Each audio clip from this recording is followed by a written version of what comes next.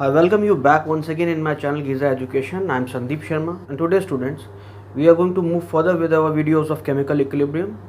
In the last very 3 videos मैंने कुछ general बातें डिस्कस कर दी हैं, उसमें थोड़ा समय नहीं मिल पाया, मैं कुछ और कामों में व्यस्त था, जिसकी वजह से अब मैं बात को आगे बढ़ाता हूँ केमिकल इक्विलिब्रियम में। देखिए, केमिकल इक्विलिब्रियम में आपने law of mass action, equilibrium concentration और इक्विलिब्रियम कांस्टेंट, इक्विलिब्रियम इक्वेशन लिखना, ये सब चीज़ें आप जान चुके हैं। ठीक है, कंसंट्रेशन के टर्म्स में केसी कैसे लिखा जाता है, जो कि इक्विलिब्रियम कांस्टेंट का नाम है, वो मैं लास्ट वीडियो में बता चुका हूँ, उसको डिस्कस नहीं करेंगे। आज हम लोग डिस्कस करेंगे कि किस तरीके से इक्विलिब्रियम कांस्टेंट निकाला जाए अगर चीज़ें गैसियस फॉर्म में दी हों या प्रेशर फॉर्म में दी हों। अगर उनका गैस का हमको कंसंट्रेशन ना दिया हो और बजाय उसके हमें उनका प्रेशर दिया हो, तो क्या ऐसे भी, तो इस प्रकार की चीज़ों को हम लोग एक्चुअली बेसिकली 2 हिस्सों में डिवाइड करते हैं। हमारे पास 2 प्रकार के इक्विलिब्रियम्स आते हैं, एक होमोजीनियस इक्विलिब्रियम होता है और एक हेट्रोजीनियस है। देखिए, होमोजीनियस का बेसिक मतलब ये है, the basic meaning of homogeneous is that all of the reactants and products are in the same phase. यानी अगर गैस है तो गैस होंगे सारे, एक्वस हैं तो एक्वस होंगे। याद रखिएगा, मैंने आपको एक बार शायद किसी वीडियो में बताया भी है कि गैस और एक्वस जो भी फेज होगा वही कंसिडर किया जाएगा।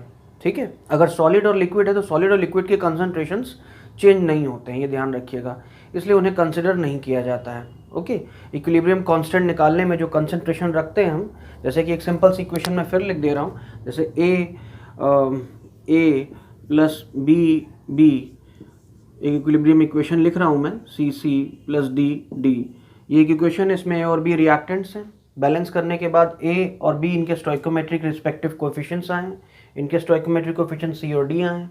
अगर कोई मुझसे इक्विलिब्रियम कंसंट्रेशन लिखने को कहता है तो मुझे चाहिए क्या, मुझे ए का मोलर कंसंट्रेशन चाहिए। क्या चाहिए मुझे, वी डू नीड, अगर मुझे कोई के निकालने को कहे तो के में होता क्या है, कंसंट्रेशन ऑफ सी को हम लोग ऐसे ब्रैकेट में रखकर, ये ब्रैकेट ये डेमोन्स्ट्रेट करता है, this bracket signifies that we are talking about the concentration of C. यानी कि हमें ये ब्रैकेट लगाने के बाद क्या मुझे मिल गया, ये कंसंट्रेशन मिल गया मुझको, कंसंट्रेशन ऑफ सी।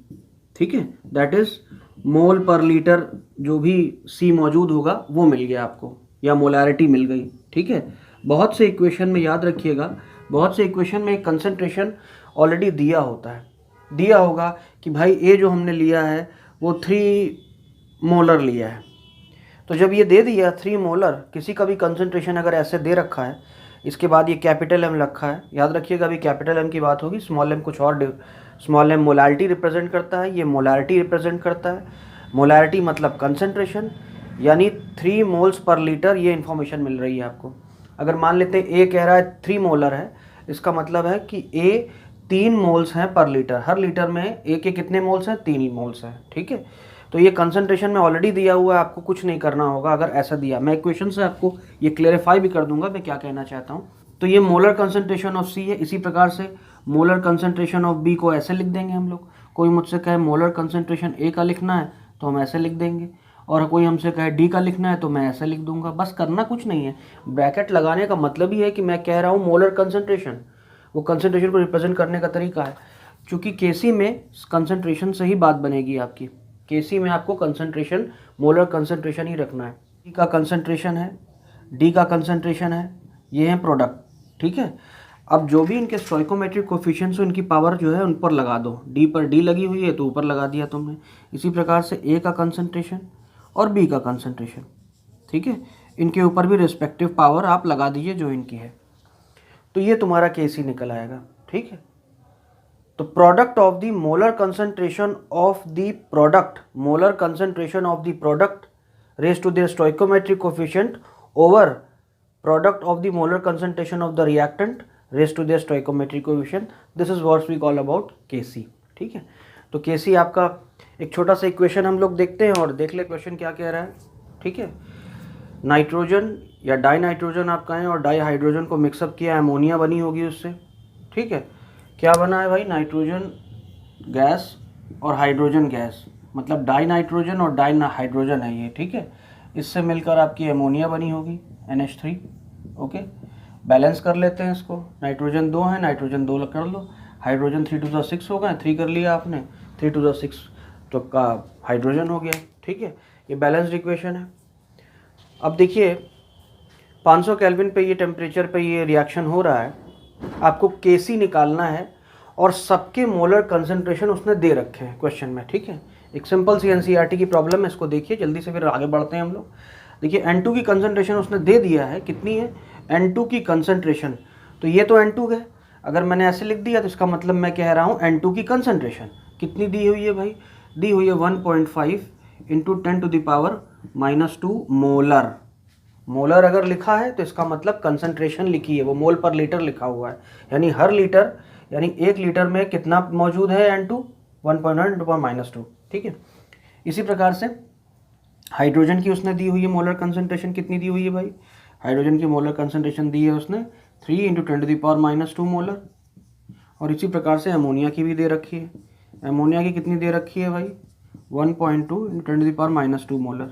ठीक है, बहुत सिंपल प्रॉब्लम है। इस इक्वेशन का Kc लिखना हुआ तो इक्विलिब्रियम पे इक्वेशन ऐसे इस तरीके से बैलेंस तो है ही, इक्विलिब्रियम पर क्या होगा, Kc इक्विलिब्रियम पे ही देखा निकाला जाता है। इक्विलिब्रियम पे कंसंट्रेशन या Kc कैसे निकाला जाएगा, जो भी अमोनिया का कंसंट्रेशन होगा उसको ऐसे लिख लो, बाकी जो भी उसका स्टोइकोमेट्रिक कोफिशिएंट है वो पावर तो लिखानी है। इसी प्रकार से N2 का कंसंट्रेशन और हाइड्रोजन का कंसंट्रेशन। ठीक है, पावर जो है आप लगा दीजिए, हाइड्रोजन पर 3 है, इस पर कुछ नहीं है तो ऐसे रहने दिया।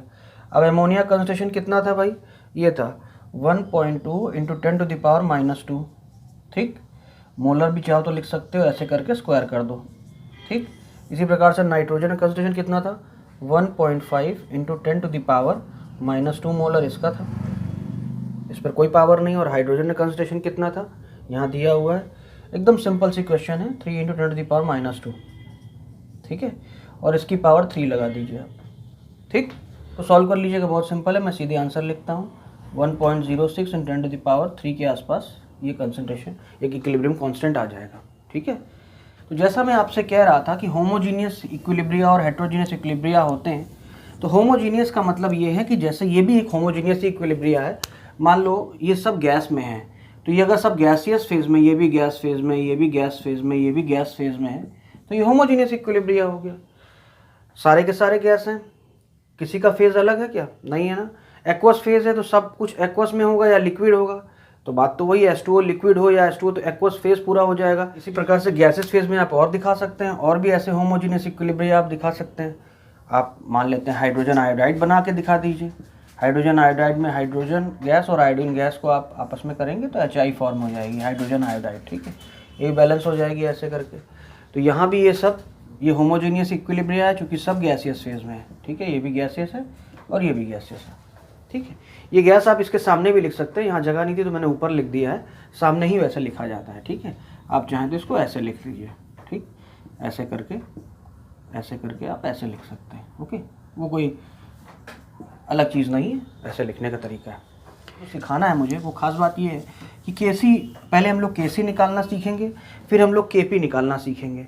अब ये Kp क्या है, Kp की भी बात हम लोग करते हैं, लेकिन उसके पहले हम लोग Kc थोड़ा सा और निकालना सीख लेते हैं, Kc कैसे निकाला जाता है। ठीक है, अब मैं कुछ और एग्जांपल लेता हूँ। अब की बार जो मैं एग्जांपल लूँगा वहाँ पर जैसे अभी तक जो आपने देखा in the given question, the molar concentration was given. Imagine कीजिए कि एक ऐसे क्वेश्चन की बात करते हैं जिसमें कि मोलर कंसंट्रेशन ना दिया हो, उसकी बजाय मोल्स दे दिया उसने। तो अगर मोल्स दे दिया होगा तो कैसे करेंगे क्वेश्चन। ठीक है, अब की बार इसने कहा है कि हाइड्रोजन और आयोडीन हमने लिए, हाइड्रोजन हमने ले लिए और आयोडीन ले लिए। ठीक है, दोनों गैस हैं, गैसियस फेज में है, और इससे हमारा HI बना होगा, ऑब्वियस सी बात है, देख सकते हैं आप, बैलेंस कर दिया मैंने, ये भी गैसियस में आएगा, एक होमोजीनियस इक्विलिब्रिया है। लेकिन अब की बार इसने जो रिएक्शन बोला है उसने ये कहा है कि हमने दोनों के 0.5 मोल्स ले लिए हैं, 0.5 इसका भी ले लिया, 0.5 इसका ले लिया। ठीक है, स्टार्टिंग में इनिशियल पे इसने 0.5 दोनों के मोल्स लिए हैं, फिर इनको एक कंटेनर में दोनों के इतने इतने मोल्स लेके, वो कंटेनर का वॉल्यूम जो है वो 10 लीटर है, 10 लीटर के कंटेनर में इनको डाल दिया, और 448 केल्विन पे जो है ये रिएक्शन कैरीड आउट हुआ। तो इक्विलिब्रियम जब पहुंचा होगा तो इक्विलिब्रियम पे उसका सवाल ये है कि ये बताओ कि आयोडीन कितना बच गया होगा। तो आयोडीन कितना बच गया होगा ये हम लोग देखते हैं, कितना रिएक्ट हो गया होगा ये बात नहीं पूछी, उसने कहा आयोडीन कितना बच गया होगा ये आप निकाल के बताइए। तो ऐसा है कि इस रिएक्शन को कैसे प्रोसीड किया जाएगा, ध्यान से देखिए।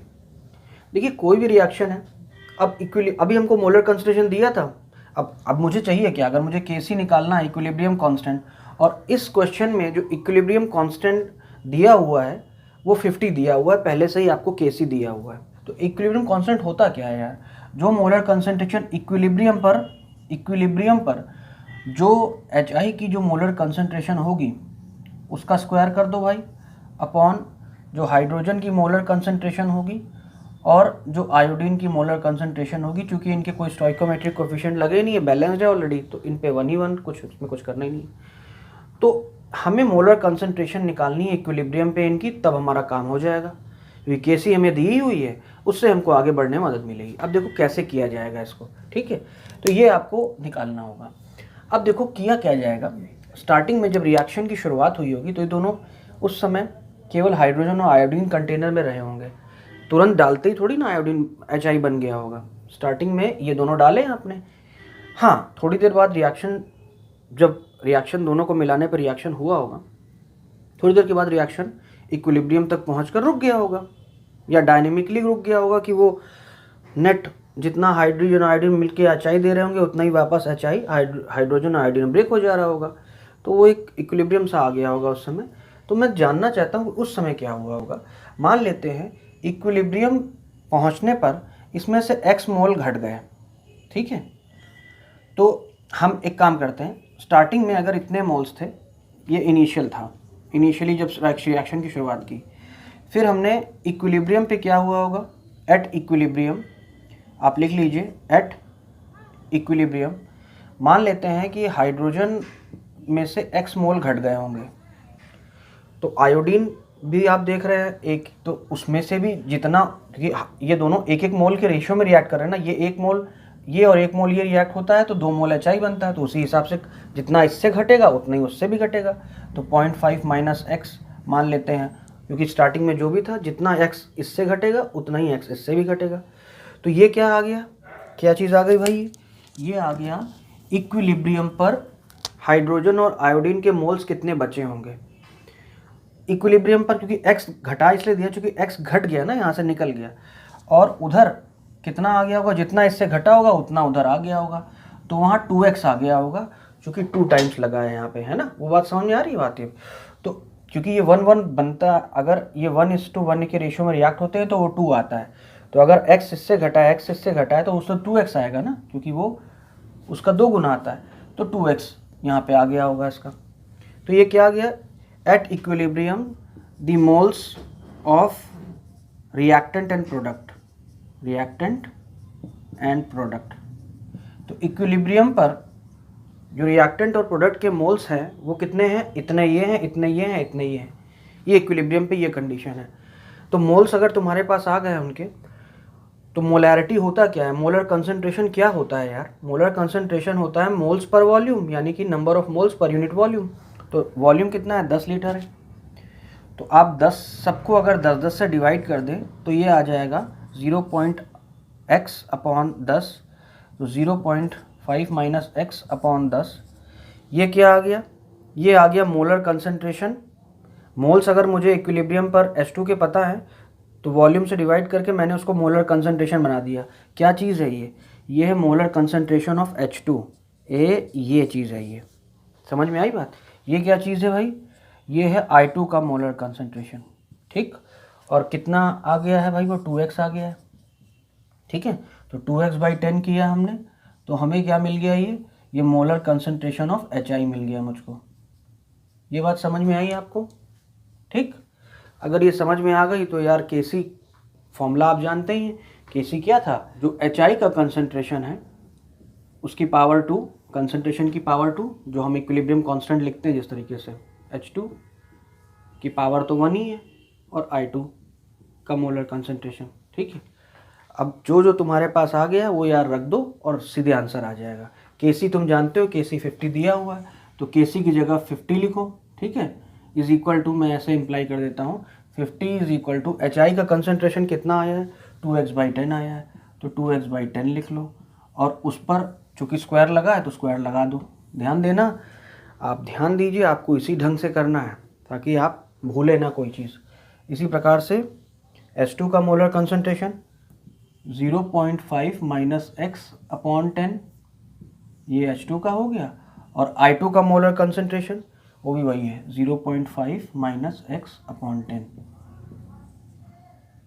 ठीक, अब कुछ करना नहीं है, अब यार सॉल्व कर लो इजीली। ये हो गया 4x² का 100 हो गया, नीचे हो गया 0.5 माइनस x का होल स्क्वायर अपॉन 10 × 10 100 हो जाएगा, तो 100 से 100 हटा दो, ठीक है, और ये बराबर 50 के है। ठीक, तो 50 इज इक्वल टू, इसको लिखो 4x² अपॉन 0.5 माइनस x का होल स्क्वायर। ठीक, या दोनों तरफ रूट ले लो, रूट लेना इसलिए इजी है क्योंकि चीज़ें वहाँ से इजी कर देगा, तो उसको अगर रूट ले लेते हो यहाँ पे, ठीक है। अब मैं इसको ही मिटा दे रहा हूँ, इसकी कोई ज़रूरत नहीं, हम लोग केवल सॉल्यूशन पे आ जाएंगे। ठीक, को 25, आप चाहें तो 25 × 2 लिख सकते हैं रूट, ठीक है। यहाँ रूट लोगे तो वहाँ 2x हो जाएगा केवल, यहाँ पे हो जाएगा 0.5 माइनस x, क्योंकि वो तो स्क्वायर पहले से था। 25 का 5 बाहर कर लो तो 5√2 ये हो गया, is equal to 2x upon 0.5 minus x। अब इसको आप सॉल्व कर लीजिए यार, बस x आपका आ गया। तो आपको याद है हमने इक्वेशन लिखी थी H2 + I2 गिव्स 2HI, तो इसमें आपको याद है ना कि ये इक्विलिब्रियम पे 0.5 माइनस x बचा था, ये भी 0.5 माइनस x बचा था, और ये 2x आया था। तो अगर चूंकि आपसे केवल ये पूछा है कि कितना I2 अनरिएक्टेड है, तो 0.5 में से जो रिएक्ट हो गया 3.39 माइनस कीजिएगा, जो बचेगा वही आंसर होगा। तो 0.5 माइनस x ही अनरिएक्टेड है, वही बताना है। अगर कोई ये पूछता कि HI कितना फॉर्म होके आया है, तो HI के कितने मोल्स आए तो ही बता सकते थी। बहुत इन्फॉर्मेशन आप यहाँ से दे सकते हैं कि HI का किस, अगर कोई कहता है कि HI का, अब देखो इस पर तमाम सवाल बन सकते हैं। कोई कहता है HI कितने मोल्स आए थे, तो 0.39 × 2 कर देते, उतने मोल्स आए थे। कोई पूछता कि HI का कंसंट्रेशन कितना रहा होगा इक्विलिब्रियम पे, तो 2x/10 कर देते, 0.39 × 2/10 कर देते, तो वो आपका मोलर कंसंट्रेशन HI का आ जाता। इसी प्रकार से इन सब का भी बता सकते हैं आप, लेकिन पूछा चूँकि जो है केवल हमें वही बताना है। तो I2 पूछा है कितना अनरिएक्टेड रहा होगा, तो 0.5 माइनस x, यानी 0.5 में से आप 0 ऐसे लिख लो, 0.39, 0.5 को 0.50 हम लिख सकते हैं, 0 बढ़ा सकते हैं, उसमें कोई दिक्कत नहीं है। 10 में से 9 गया 1 आया, 4 में से 3 गया 1 आया, तो 0.11 लेफ्ट अनरिएक्टेड, इतना बचा होगा। ये बात समझ में आई आपको? अब सोचिए कि इमेजिन कीजिए कोई ऐसा इक्वेशन दिया हो जिस इक्वेशन में आपकी सारी चीज़ें प्रेशर में दी हुई, यानी केवल प्रेशर दिया हुआ और इक्विलिब्रियम कंसंट्रेशन, इक्विलिब्रियम कांस्टेंट। तो ऐसा है कि इस चीज़ को समझने के लिए पहले मुझे एक नए इक्विलिब्रियम कांस्टेंट को जानना होगा, जिसको हम लोग Kp कहते हैं, यानी वो कांस्टेंट जो प्रेशर के टर्म्स में लिखा गया है। क्या मतलब मैं कहना चाह रहा हूँ, मैं पहले एक इक्वेशन के थ्रू आपको लिखता हूँ। पहले मैं जनरल इक्वेशन लिखता हूँ। अब की बात सबका जो है पार्शियल प्रेशर तुमको दिया हुआ है। पार्शियल प्रेशर तुमको, अगर मैं इक्विलिब्रियम पर, एट इक्विलिब्रियम, इन सब के जो पार्शियल प्रेशर है, मान लेते हैं इसका पार्शियल प्रेशर PA है, इसका पार्शियल प्रेशर BB है, इसका पार्शियल प्रेशर PC है, इसका पार्शियल प्रेशर BD है। ठीक, सबसे पहले मैं ये बताना चाहता हूँ कि आप ये जान लीजिए कि पार्शियल प्रेशर होता क्या है यार।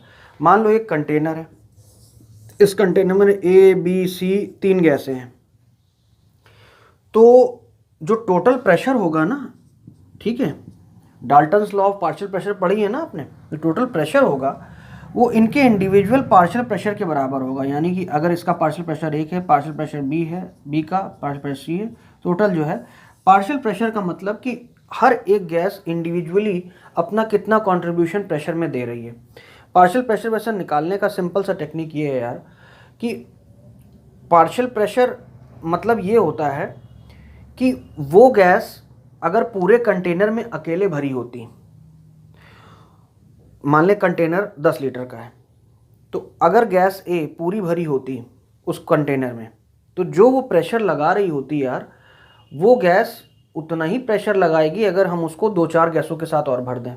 ठीक है, तो का मतलब पार्शियली जो प्रेशर लगा रही है, इसका मतलब ये है कि अगर ये कोई भी गैस जो तुम ले रहे हो जिस कंटेनर में, अगर किसी कंटेनर में ही तो सब गैसों को लोगे ना, इस कंटेनर में ये गैसें लोगे तुम, स्टार्टिंग में मान लेते हैं गैसियस फेज है, सब कुछ गैस में है, ठीक है। अब तुमने इन दोनों गैस को लिया हुआ, रिएक्ट करके ये भी बनाई होंगी, तो इक्विलिब्रियम जब पहुंचा होगा तो पूरी खत्म थोड़ी ना हो गई होंगी यार, और ये जो आ गई सो आ गई, बाकी ये भी बची होगी कुछ, तो इन सब का इंडिविजुअल जो प्रेशर होगा उनका वो पार्शियल प्रेशर कहा जाता है। वैसे एग्जैक्टली आप ऐसे डिफाइन समझ कर सकते हैं कि अगर किसी गैस को अकेले छोड़ दिया जाए पूरे कंटेनर में, तो जो प्रेशर वो लगाती वही उसका पार्शियल प्रेशर होगा। एक फॉर्मूला भी होता है, आपसे याद रखिएगा, किसी भी गैस का मान लेते हैं ए का ही, तो ए जिस मोल फ्रैक्शन में ये प्रेजेंट होगी उसी मोल फ्रैक्शन के रेशियो में ये प्रेशर लगाएगी अपना पार्शियल। अगर पार्शियल प्रेशर ए का निकालना है, मान लो टोटल प्रेशर इक्विलिब्रियम पे इतना है, तो पी का कंट्रीब्यूशन कितना होगा प्रेशर में, तो पी का मोल फ्रैक्शन कितना होगा, मोल फ्रैक्शन उसका देख लो, गैसेस फेज में जो भी इसका मोल फ्रैक्शन होगा। अब इक्विलिब्रियम पे इन सब का पार्शियल प्रेशर अगर P A, P B, P C, P D है, तो जैसा वहाँ कंसंट्रेशन के टर्म्स में करते थे, प्रोडक्ट लेते थे प्रोडक्ट का अपॉन प्रोडक्ट लेते थे रिएक्टेंट्स का, वही काम यहाँ करो, बस प्रेशर के टर्म्स में होगा। पार्शियल प्रेशर ऑफ सी, वहाँ मोलर कंसंट्रेशन ऑफ सी होता था, मोल पर लीटर ऑफ सी, यहाँ प्रेशर ऑफ सी की गैसेस की बात हो रही है, प्रेशर के टर्म्स में कांस्टेंट निकालना है। तो जो भी इसका प्रेशर है, ये प्रेशर है, ये ध्यान रखिएगा, ये वाला ब्रैकेट नहीं है, ये मोलर कंसंट्रेशन को रिप्रेजेंट करता था, ये तो सिंपल प्रेशर है, बस इसको ऐसे कर्वी ब्रैकेट में डाल दिया आपने, ठीक है, राउंड ब्रैकेट में। जो भी इसका पार्शियल प्रेशर सी का है, रेज टू उसका स्टोइकोमेट्रिक कोफिशिएंट, पार्शियल प्रेशर जो डी का है, raise to is upon stoichiometric coefficient upon partial pressure of A, raise to is stoichiometric coefficient, partial pressure of B, raise to is stoichiometric coefficient. ये जो आएगा आपके पास, ये ratio ही आपका KP कहलाता है। क्या कहलाता है भाई? केपी। समझ में आई बात? तो जिस प्रकार से केसी आपने देखा था, केसी में मोलर कंसंट्रेशन होता वो, यानी कि उसका मोल्स लेने पड़ते, सी की पावर सी अपॉन डी की पावर डी अपॉन ए की पावर ए और बी की पावर बी। समझ में आई बात? तो ये केसी है, ये केपी है, ये प्रेशर के टर्म्स में है, ये सब इनके पार्शियल प्रेशर्स हैं, ये इनके मोलर कंसंट्रेशन है, ठीक है, ये मोलर कंसंट्रेशन टर्म्स में। Now there is a part that KP and KC are related as well. KP और केसी आपस में रिलेटेड होते हैं। कैसे? हम लोग छोटा सा पार्ट जल्दी से करके देख सकते हैं, 2 मिनट लगेगा। These all are ideal gases, we are assuming it to be. अब आप खुद बताइए, एक मैं आइडियल गैस की इक्वेशन लिखता हूँ, आप जानते हैं वो होती है PV is equal to nRT, होती है ना भाई। तो मान लेते हैं हम प्रेशर ऑफ पार्शियल प्रेशर अगर ए का निकालना चाहते हैं, ए, तो PA लिख देते हैं उसके लिए। वॉल्यूम तो भाई पूरे कंटेनर का एक ही होगा, number of moles of A, number of moles of A, है ना, ये ए ही है आपका ए, बाकी आर और टी तो पूरे सिस्टम के लिए कांस्टेंट है। जो एक कंटेनर है उसके लिए आर तो वैसे भी कांस्टेंट होता है और टेम्परेचर आपने कांस्टेंट कर रखा है, ठीक है। तो मान लेते हैं Na अपॉन जो वॉल्यूम है, वॉल्यूम को ऐसे लिख लिया आपने RT, ठीक है, ये ऐसे लिख सकते हैं ना हम। तो PV हम लोगों ने किसी भी गैस जो ABCD गैस हैं उसके लिए गैसेस इक्वेशन इस्तेमाल कर सकते हैं। गैसेस इक्वेशन लगाया हमने, PV is equal to nRT, तो अगर प्रेशर A का PA है तो PA is equal to Na upon VRT लिख सकते हैं, इसमें कि N जो है वो मोल्स ऑफ A होगा, जो भी उसके मोल्स रहे होंगे। अरे यार ये चीज़ क्या है? यही तो मोलर कंसंट्रेशन है A का। तो क्यों ना अब की बार मैं इसकी जगह ये लिख दूँ? कोई कन्फ्यूजन है इसमें तो बताइए आप। तो मोलर कंसंट्रेशन ऑफ A को हम इस फॉर्मूले से रिलेट कर सकते हैं। इसी प्रकार से बाकियों का भी होगा, PB का भी ऐसे ही होगा। आई होप ये बात समझ में आई। नहीं समझ में आई तो वीडियो को पॉज करके फिर दोबारा देखिए आप जाके, है ना। इसी प्रकार से PC होगा और इसी प्रकार से PD भी होगा, ठीक है। ये होगा CRT, ये होगा, समझ में आई बात, DRT। इतनी बात क्लियर हुई आपको? तो अब आप क्या करिए यार, सिंपल सी चीज़ है कि यहाँ जो PA PB है ना, ये सब जो दिया है इनकी जगह ये वैल्यूज़ पुटअप कर दीजिए। तो कर लेते हैं यार। PC की जगह हम लोग क्या लिख सकते हैं? कंसंट्रेशन ऑफ C ऐसे, और साथ में RT PC की जगह, ठीक है। और पावर जो लगी है उसको लगा ही दो यार। इसी प्रकार सबका लिखता चला जाता हूँ।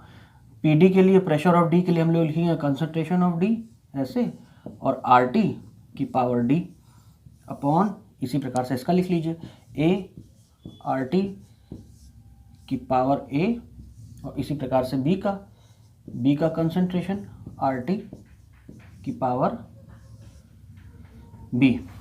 समझ में आई बात ये?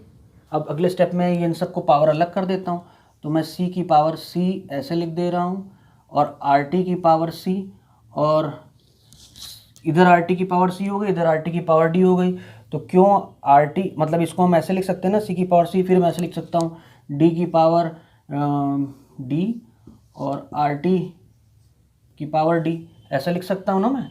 तो इससे बेनिफिट ये हुआ कि सी और डी को एक साथ लिख लीजिए, आर टी को पावर ऐड कर दीजिए, क्योंकि आर टी की पावर सी है, उधर आर टी की पावर डी है, तो आप आर टी की पावर सी प्लस डी लिख सकते हैं। ठीक है, मैं ऐसा लिख सकता हूँ सी डी, जो भी इनकी रिस्पेक्टिव पावर है वो तो लगी हुई है, और आर टी की पावर सी प्लस डी आ गई है। आई होप ये समझ में आ गया कैसे आया। इसी प्रकार से डायरेक्टली इनका भी नीचे लिख देता हूँ, अब डायरेक्टली लिखता हूँ ए की पावर ए, बी की पावर बी, और आर टी की पावर ए प्लस बी। समझ में आई बात? ये क्या चीज़ है? ये तो तुम जानते हो क्या चीज़ है यार, ये है केसी है, तो यहाँ केसी लिखो, ख़त्म करो झंझट। मैं पूरा मिटार के यहीं लिख देता हूँ, जगह कमी है मेरे पास। I can directly write over here KC. ठीक है, केपी निकाल लेते देखो, और आर टी की power C plus D, R T की पावर ए प्लस बी है, तो अगर ए की पावर एम है और ए की पावर एन है, तो इसको हम लोग ए की पावर एम माइनस एन लिख सकते हैं ना। जब डिवीजन में पावर मल्टीप्लाई में होता है तो पावर ऐड होती है, डिवीजन में होता है पावर सब्ट्रैक्ट होती है। तो क्यों मैं इसको ऐसे नहीं लिख सकता हूँ? हटा दो यहाँ से, ऐसे आर टी की power C plus D minus A plus B. ठीक, अब ये C plus D minus A plus B जो हमारे पास आया है, मैं यहाँ लिख दे रहा हूँ के पी इज इक्वल टू के सी। ठीक है, और आर टी की पावर, मैं इस पूरी चीज़ को डेल्टा एन लिख देता हूँ। क्या लिख देता हूँ? Delta N. Delta N C plus D minus A plus B है। ये सी प्लस डी क्या है? इस इक्वेशन से आपको याद है ना, ए प्लस बी बी, और ये था सी सी प्लस डी डी। ये जो प्रोडक्ट हैं, उन प्रोडक्ट के जो मोल्स हैं, इसके सी मोल्स हैं, वही जो कोफिशिएंट से हम लोग स्टोइकोमेट्रिक कोफिशिएंट से बैलेंस करते हैं, वही है। सी के सी मोल्स हैं, डी के डी मोल्स हैं। तो ये सी और डी क्या हैं? एक्चुअली ये मोल्स हैं। ठीक है, किसके? प्रोडक्ट्स के। लेकिन ये याद रखना कि गैसियस होंगे तो ही ये काउंट करना है, नहीं तो नहीं करना, चूँकि हम लोग केपी देख रहे हैं। गैस जो नहीं है उसके बिना काउंट नहीं करना है। मान लेते हैं कि अगर कोई कहता कि ये गैस होती, ठीक है, और ये लिक्विड होता, और ये गैस होता, और ये भी लिक्विड होता, मान लेते हैं, एज्यूम कर लेते हैं, तो सम ऑफ, अगर हम लोग गैसियस रिएक्टेंट, गैसियस प्रोडक्ट देखते, सी प्लस डी क्या है, तो आप ऐसा लिख सकते हैं कि delta N can be represented as number of moles of gaseous, ये फॉर्मूला याद रख लीजिए, gaseous products minus number of moles of gaseous, बार बार लिख रहा हूँ, गैसियस रिएक्टेंट्स। ठीक है, ये याद रखना। तो यहाँ पर गैसियस रिएक्टेंट देखो, केवल एक ही गैस है प्रोडक्ट में, तो यहाँ पर डेल्टा एन कितना आता? डेल्टा एन आता है यहाँ पे, प्रोडक्ट में लिखते तो केवल सी आता है इसका, क्योंकि इसके पास मोल्स केवल सी हैं। इसका मोल्स काउंट नहीं होता क्योंकि वो लिक्विड है, लिक्विड और सॉलिड काउंट नहीं होगा, केवल गैस काउंट होगा, याद रखना। और यहाँ पे एक्वस भी काउंट नहीं होगा, क्योंकि अभी आप केवल केपी निकाल रहे हैं, केपी में डेल्टा एन केवल गैस के लिए, केवल गैस के लिए याद रखिएगा। गैस जो है केवल उसी के मोल्स काउंट होंगे। तो यहाँ सी प्रोडक्ट में केवल सी एक गैस है, वहाँ वो गैस नहीं है, तो प्रोडक्ट में केवल सी आई, माइनस इसमें देख लो मोल्स, तो इसमें जो है केवल ये गैस है, तो प्रोडक्ट रिएक्टेंट में केवल ए गैस है, बाकी बी जो है वो तो लिक्विड है, वो काउंट नहीं होगा। तो यहाँ पे सी माइनस ए हो गया। मतलब समझ में आया? मतलब मैं ये कह रहा हूँ, इसका मतलब और इजीली समझ लो, कोई एग्जांपल आएगा तो भी समझा दूंगा। मान लेते हैं आपके पास एक रिएक्शन है, H2 + I2 गिव्स 2HI। मान लेते हैं सब कुछ गैस है, ये भी गैस है, ये भी गैस है, ये भी गैस है। तो इसका डेल्टा एन लिख के बताओ भाई कितना है? 2 मिनट देखो कितना है। डेल्टा एन हमसे कोई कहेगा लिखने को, तो मैं लिखूंगा प्रोडक्ट में जो भी गैस है उनके मोल्स लिखो, गैस एक ही है और कुछ है भी नहीं, उसके मोल्स 2 हैं, लिख लिया 2, माइनस रिएक्टेंट में देखो ये गैस है और ये भी गैस है, इसके आगे 1 लगा, इसके आगे दोनों एक सिंगल मोल है ना, कोई स्टोइकोमेट्रिक कोएफिशिएंट लगा है क्या? नहीं लगा। तो लेकिन चूंकि दोनों गैस हैं, दोनों के एक मोल काउंट हो गए, तो वो बात अलग है कि डेल्टा एन की वैल्यू यहाँ 2 - 2 0 आ गई। ज़ीरो आ गई तो डेल्टा एन की वैल्यू ज़ीरो आ गई, यानी डेल्टा एन अगर ज़ीरो आ जाएगा तो आर टी की पावर ज़ीरो, किसी की भी पावर अगर ज़ीरो आ जाए तो वो 1 हो जाता है। तो यहाँ के पी और के सी बराबर हो जाएंगे इस केस में। समझ में आया? कुछ क्वेश्चन के ज़रिए हम लोग और समझ लेंगे इसको कि मैं क्या कहना चाहता हूँ।